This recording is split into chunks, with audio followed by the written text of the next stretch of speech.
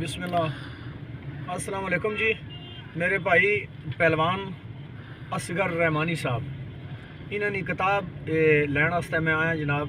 किताब का नाम है आखिर गोर ठिकाना। बुखा दे नाल ते ये किताब है इन्हों की आखिर गोर ठिकाना। तो एक बोल मैं इसना पढ़ना तुसा सारे भरा ने सामने। कुल्लो नफ्सिन ज़ायक़ातुल मौत, ए सच्चे रब दा ए फरमाना। सहवरियां दी वो जिंदगी बंदिया ते आखिर गोर ठिकाना। ओ बुत नू कीड़ियां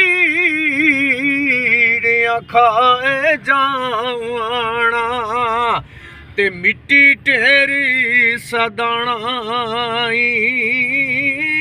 इस विच असगर झूठ ना कोई ते गईयां परत ना आना।